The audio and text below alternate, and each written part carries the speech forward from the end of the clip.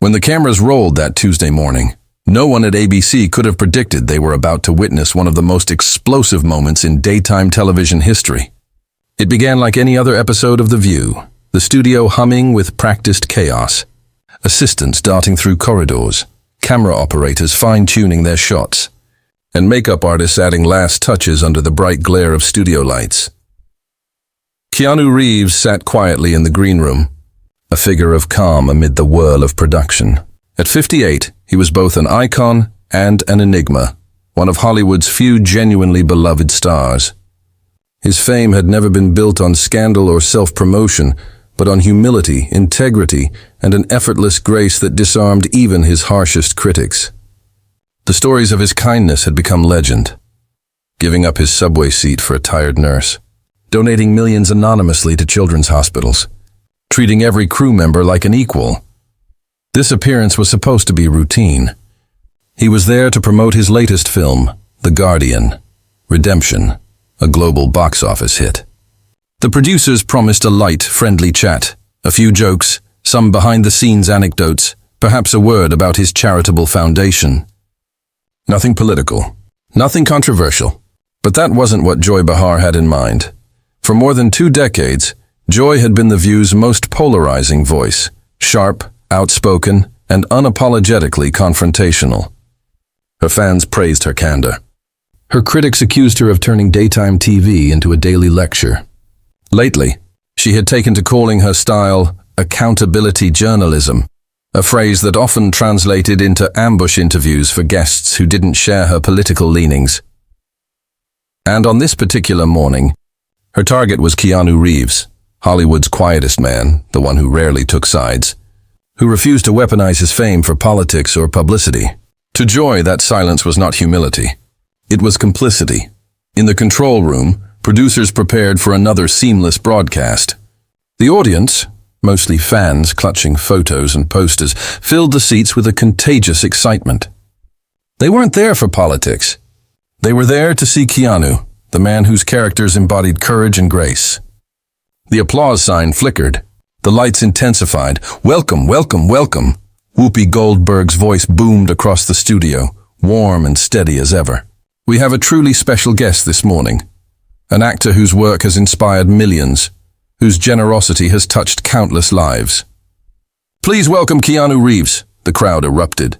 Keanu appeared from backstage, smiling that unmistakable, gentle smile, his movements unhurried and unpretentious.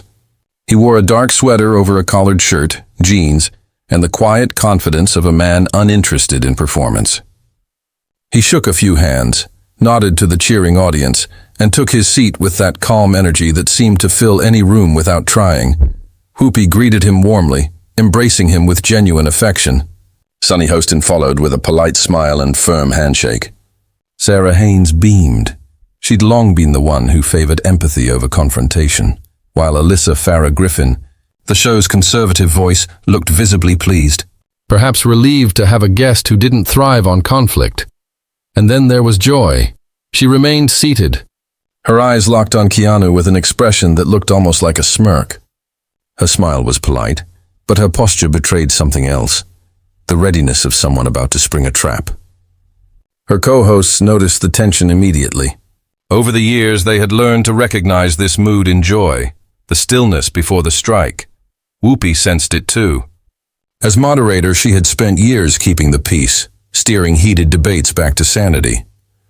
She shuffled her notes, her tone slightly more careful as she began the segment. Joy's energy beside her felt electric, dangerous. For Keanu, it was simply another interview. Or so he thought.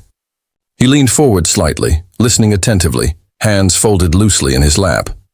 His responses to the first few questions were warm and thoughtful. He spoke about The Guardian, redemption, about how the film explored forgiveness and resilience. The audience hung on his every word, but Joy wasn't smiling anymore. She waited until the right moment, her voice cutting through the air with surgical precision. "Keanu," she began, her tone deceptively casual, "you've been praised for your kindness and generosity. But in times like these, silence can be a statement too. Don't you think people in your position have a responsibility to speak out?" The studio fell silent. Whoopi glanced sideways, sensing the shift. Sonny leaned in, intrigued. Alyssa's expression tightened. She'd seen this setup before. Keanu's face didn't change. He blinked once, then twice, the faintest trace of surprise flickering across his calm exterior. He had expected to talk about art and empathy, not ideology.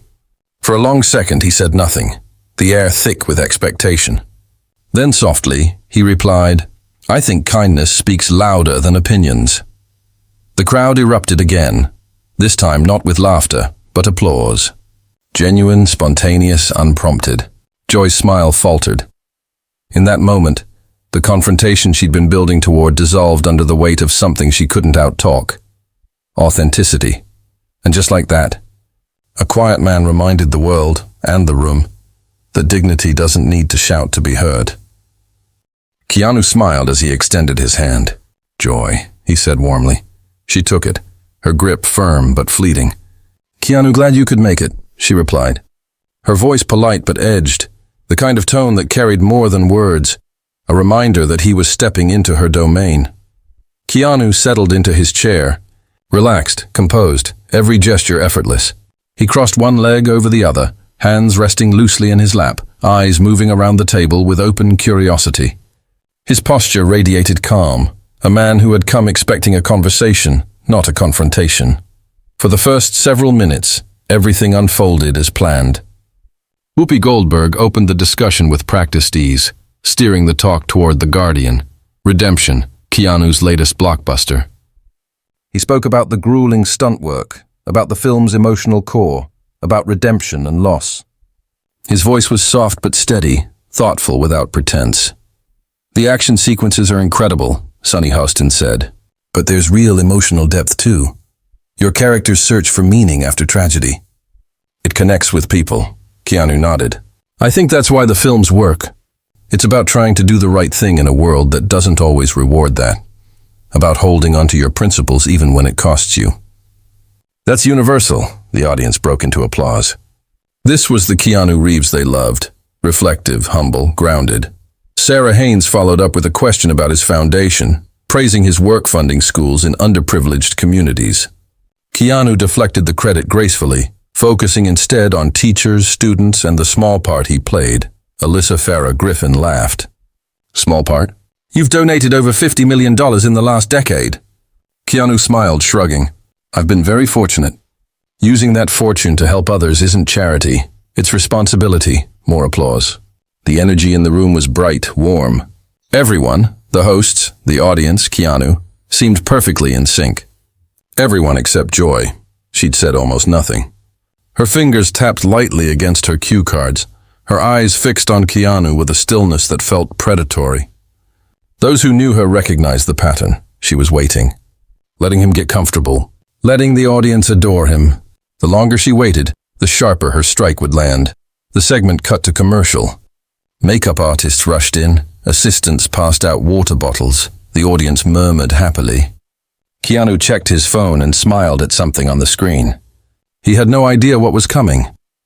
When the cameras came back, Whoopi resumed with her steady professionalism. "Keanu, your career spanned decades, yet you've managed to stay remarkably private in a world where everyone shares everything online. Can I jump in here?" Joy interrupted. The shift was immediate, sharp, cutting. Whoopi's eyes flickered toward her. "Of course," she said, though her tone held a warning. Joy leaned forward, her expression tightening. "Keanu, I want to talk about that privacy you mentioned, because there's a difference between being private and being silent about things that matter." Keanu's face stayed pleasant, but his eyes narrowed slightly. "I'm not sure I follow." "Well," Joy continued, "you've built this image as the humble good guy, the generous movie star. But when it comes to using your platform to call out injustice, to take a stand, you're nowhere to be found." The studio fell silent. A ripple of unease passed through the audience. Keanu paused. "I try to live my values rather than broadcast them," he said evenly. "Actions speak louder than—" "That's the problem," Joy cut in, her voice rising. "Silence isn't neutral. When people with your influence stay quiet, they enable the very things they claim to oppose: racism, authoritarianism, bigotry. Silence is taking a side. Joy, Whoopi began, but Joy waved her off. No, I want to hear this, she said, eyes locked on Keanu. How does one of the most famous men in the world justify staying quiet while democracy burns? Keanu's expression hardened just slightly, his warmth cooling into resolve. When he spoke, his voice was calm, but steel threaded through it. I don't think I owe anyone justification, he said. I support organizations that fight poverty, fund schools, provide health care.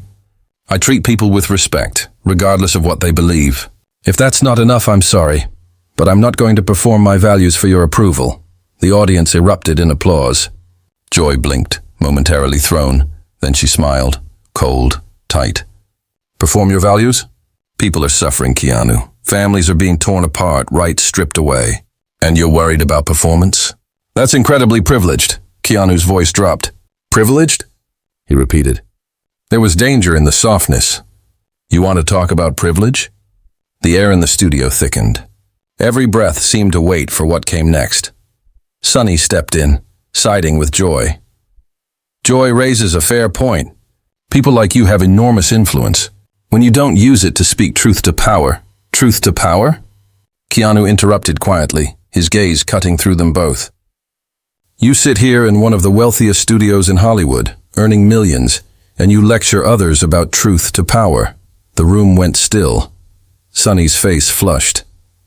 Joy's narrowed. That's not fair, Joy said quickly. We use this platform to hold people accountable. No, Keanu said. One syllable, crisp as glass. What you do is perform moral superiority for people who already agree with you. You don't hold power to account. You just make noise that makes you feel righteous. Gasps rippled through the crowd. Whoopi's eyes widened. In 2 decades of hosting The View, she'd seen arguments, tears, walkouts, but never a guest pushback like this. The cameras kept rolling. The lights burned hot. And somewhere between the applause and the silence, the studio audience realized they weren't watching an interview anymore. They were watching a reckoning. Keanu sat quietly for a moment, letting the tension in the room thicken before he spoke.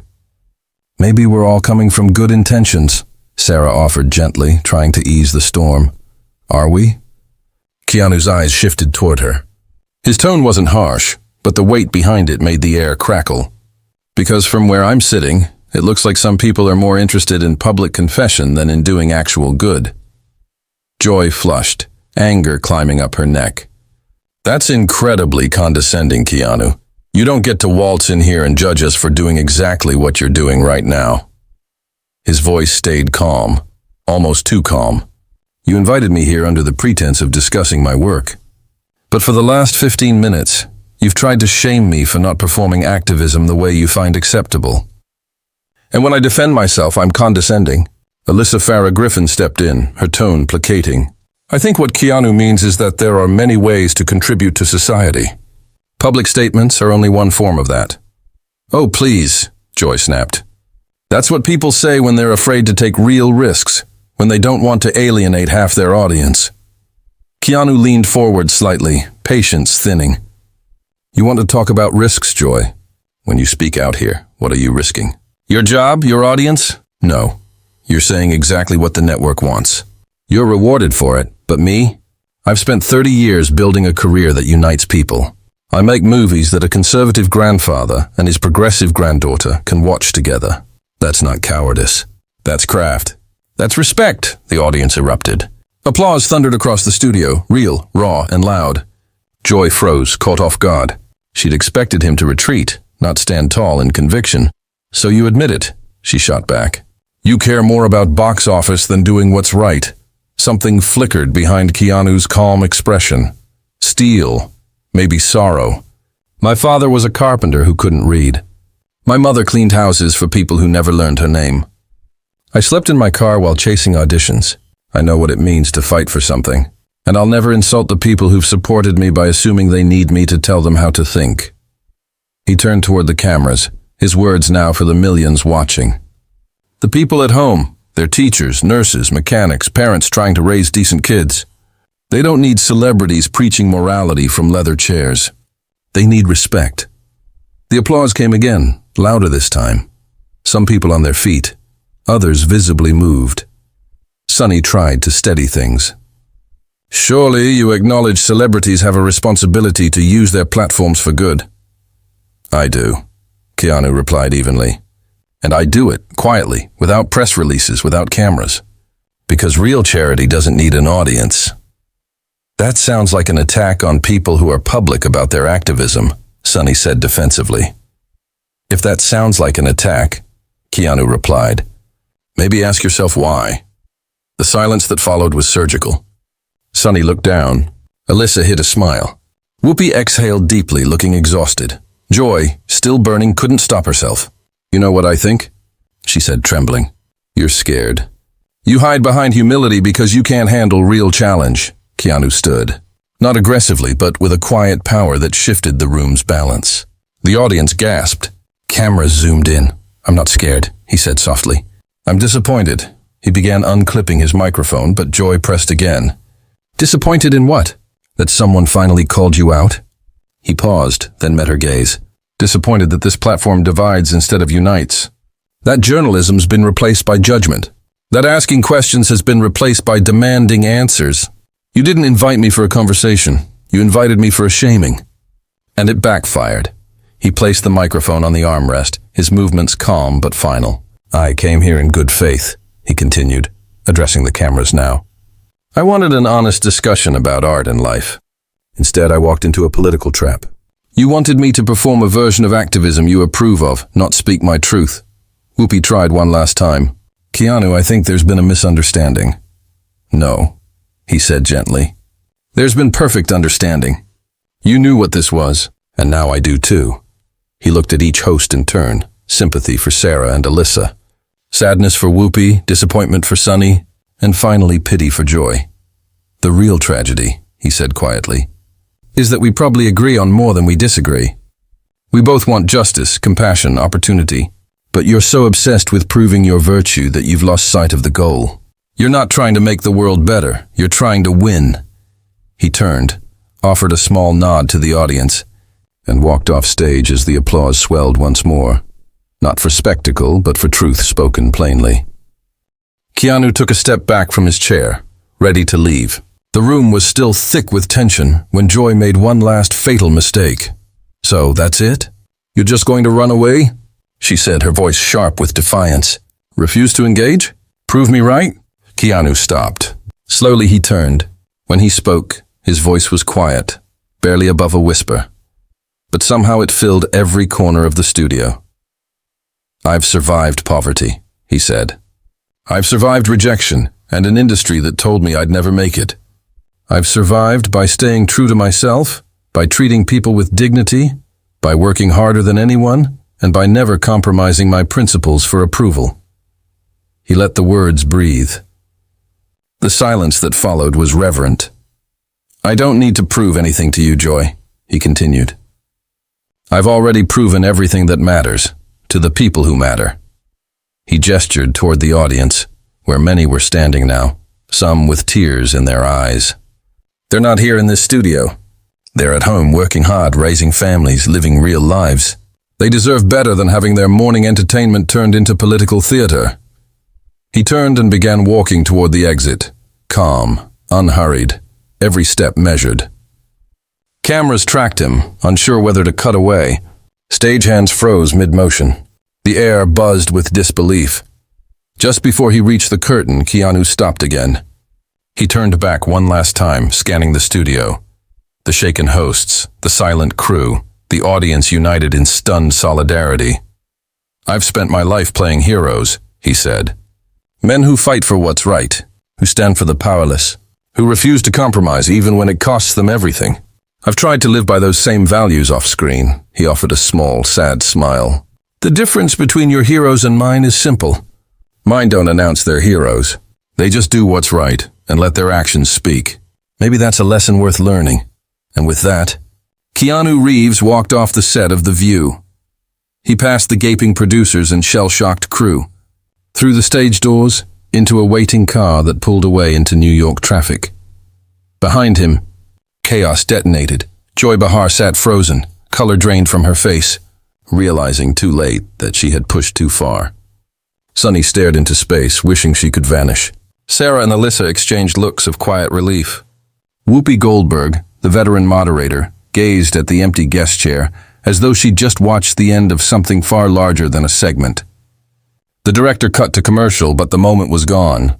The damage, or perhaps the truth, was done. Within minutes, social media exploded. The show had been live streaming. Clips were already circulating. Twitter, Facebook, Instagram, TikTok, all lit up at once.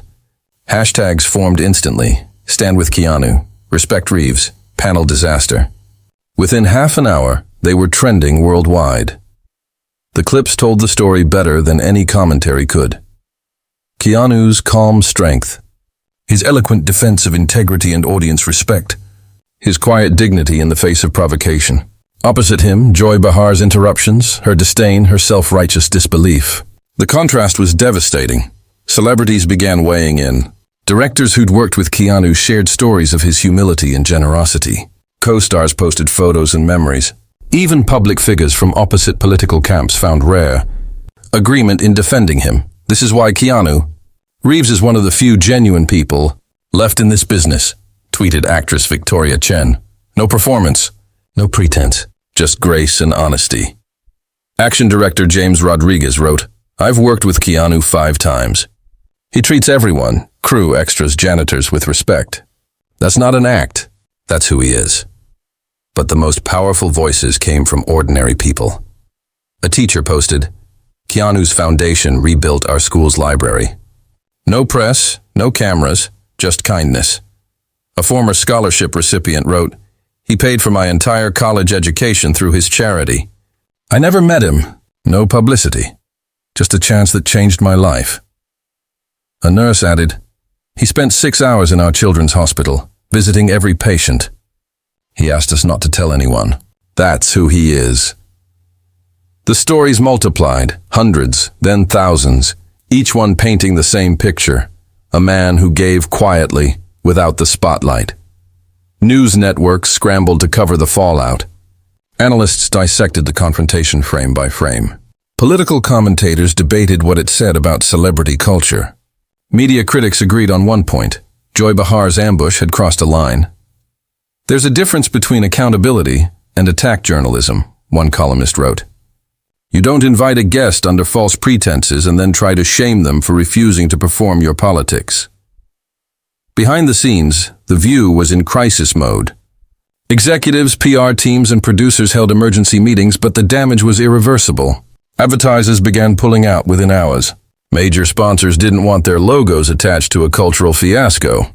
That evening, Joy issued a statement crafted by lawyers. "I have tremendous respect for Keanu Reeves and regret if my approach made him uncomfortable. It was the kind of apology that isn't one, and the internet saw straight through it. I regret if my approach made him uncomfortable," one tweet mocked. I'm sorry I ambushed a guest and got destroyed on live TV. That would be honest." By midnight, one truth was undeniable. The internet, the industry, and the public had all chosen a side, and it wasn't hers. Keanu Reeves hadn't just walked out of a studio that day. He'd walked straight into legend. In the days that followed, Joy Behar's past statements began to resurface. Clips of her earlier interviews, each one echoing the same pattern of hostility and ideological policing, spread like wildfire across social media. Analysts and commentators compiled montages of her most combative moments, and a portrait emerged. Not of a journalist seeking truth, but of someone who wielded her platform like a weapon, rewarding agreement, punishing dissent, and confusing confrontation with courage. But amid the noise, one voice was notably silent. Keanu Reeves said nothing. He didn't post a single tweet. He didn't release a statement or grant an interview. While the media stormed around him, he quietly returned to his life, his work, and the quiet dignity that had long defined him. A week later, photographers caught him leaving a children's hospital in Los Angeles, dressed simply, carrying a tote bag full of books and board games. He smiled at the cameras, waved once, and kept walking. He didn't need to explain anything. His actions, as always, spoke for themselves. 2 weeks after the now infamous confrontation, The Guardian Redemption crossed the $500 million mark worldwide, making it the highest-grossing film in the series. Critics noted that the controversy hadn't hurt the movie's performance. If anything, it had amplified it. Audiences showed up in droves, not just for the spectacle, but as a quiet act of solidarity. Supporting Keanu had become an act of principle, a statement that humility, respect and integrity still mattered. A month later, The View announced a temporary restructuring. Joy, Behar would be taking an indefinite leave to pursue other projects. The show promised a reimagined format with more balanced discussions and less political hostility. It was corporate language for what everyone already knew. They'd gone too far, lost too much, and learned too late that moral arrogance doesn't sell. Still, the real legacy of that autumn morning couldn't be measured in ratings, box office numbers, or sponsorship deals. It was something quieter, deeper, and more enduring. Keanu Reeves had reminded people of something they'd forgotten, or perhaps never truly understood, that goodness doesn't need performance. That living your values is more powerful than announcing them. That real integrity doesn't require applause. He had also exposed something uncomfortable about modern celebrity culture, the assumption that fame demands constant activism, that silence equals complicity, and that every public figure must serve as a mouthpiece for the moment's dominant ideology. But Keanu's silence was not avoidance. It was conviction. It was the quiet defiance of a man who believed that actions, not hashtags, reveal character. In doing so, he gave voice to millions who felt dismissed and judged by a culture obsessed with appearances. Teachers who showed up every day to overcrowded classrooms didn't need Hollywood lectures about education. Nurses working double shifts in understaffed hospitals didn't need actors preaching healthcare morality. Parents juggling multiple jobs didn't need millionaires explaining economic justice. They needed acknowledgement, respect for their daily, unglamorous heroism. In one unscripted moment of grace under fire, Keanu had given them that. 6 months later, at the Academy Awards, The Guardian Redemption earned him the Oscar for Best Actor. When his name was called, the crowd rose in a standing ovation that lasted nearly 5 minutes. His speech was brief, sincere, and utterly Keanu. I share this with everyone who works hard, lives with integrity, and tries to make the world a little better without needing recognition for it, he said, holding the golden statue. You're the real heroes. I just play them on screen. The applause was thunderous, but what lingered wasn't the sound. It was the silence that followed, the collective understanding of what he didn't need to say. Everyone knew this moment was about more than a movie. What began as a simple talk show interview had become a cultural reckoning. A line drawn between performance and authenticity, between judgment and grace. Keanu's quiet dignity had stood taller than outrage, reminding millions that decency is not weakness and humility is not silence. He didn't storm off that set in anger. He walked away with his principles intact, refusing to play a game built on humiliation and noise, and in doing so, he gave others permission to do the same, to live their values rather than perform them, to measure worth not by what's proclaimed but by what's practiced. Long after the lights dimmed, the echoes remained. The studio audience left with something to think about. The crew packed up in uneasy silence. The hosts went home to face their reflections, perhaps realizing too late what they'd exposed, not about Keanu, but about themselves. And somewhere in Los Angeles, Keanu Reeves continued on as he always had, unaffected, unshaken, and unchanged. The story would be retold countless times in years to come, each retelling adding layers of interpretation, but one truth remained unaltered. That morning, Keanu reminded the world that some principles are not negotiable. That virtue doesn't need validation. That heroism, the real kind, doesn't seek attention. It simply exists. He didn't win by out-arguing anyone. He won by refusing to argue at all. Because when given the choice between performing his values and living them, Keanu Reeves chose the latter, and the world noticed, and remembered, and learned. That true strength, true character and true goodness don't need applause, they simply are.